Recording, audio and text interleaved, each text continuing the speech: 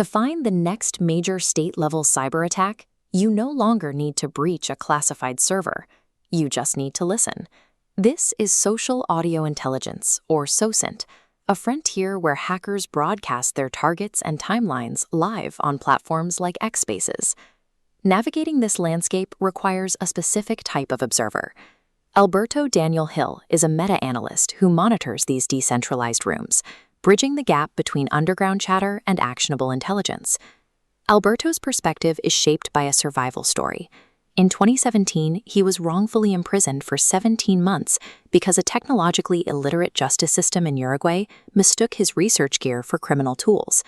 They saw a standard Raspberry Pi and labeled it a device for mass extortion.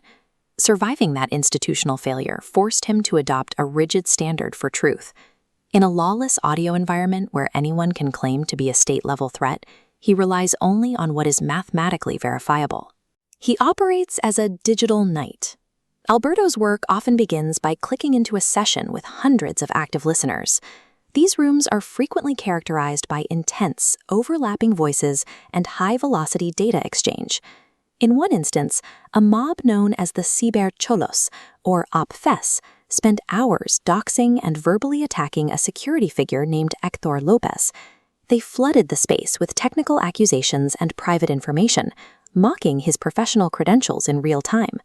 This interpersonal hostility generates an overwhelming volume of raw data. The constant stream of insults and minor technical leaks serves as a distraction, drawing the attention of both the public and the authorities. This performative chaos masks the more dangerous activities occurring simultaneously. While the crowd focuses on the shouting match, sophisticated syndicates use the noise to hide the preparation of actual nation-state level attacks. Because Alberto experienced a system that assumes guilt, he operates with the knowledge that his forensic work must be perfect to be credible. He cannot afford to misinterpret a single log. He uses open-source intelligence and digital forensics to map the various factions.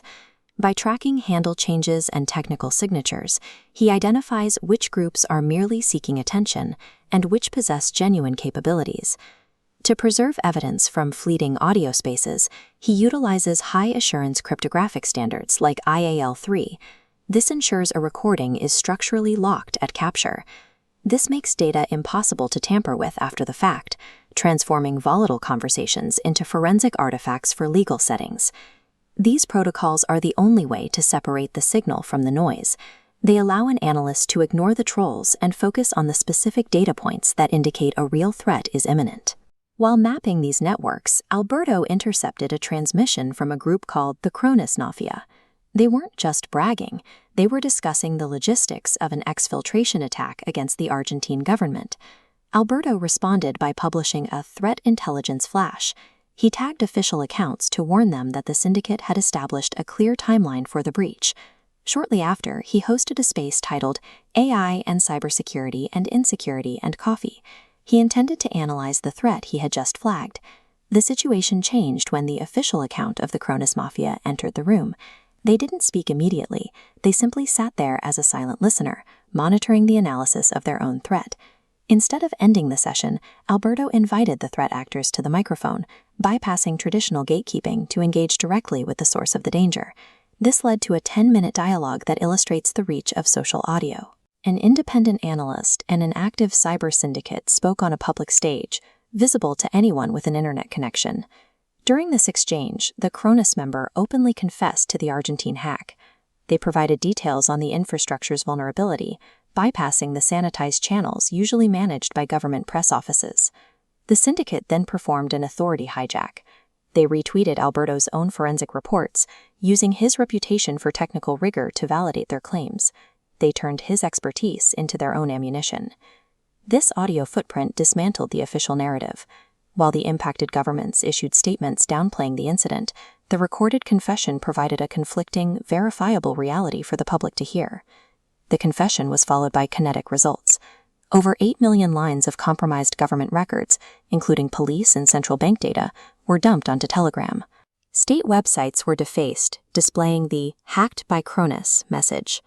These visual confirmations proved the syndicate had achieved the infrastructural control they described in the audio space. Official institutions failed to detect the magnitude of these breaches, and in some cases chose not to report them. The gap between government statements and technical reality was absolute. This incident shows how cyber warfare is now conducted. Major attacks are announced and confirmed on decentralized social audio platforms, where the speed of information outpaces the ability of institutions to contain the narrative. In this environment, truth is no longer controlled by official bureaus. It is mediated by the digital knight, the independent analyst who survives judicial failure to provide the public with mathematically verifiable proof.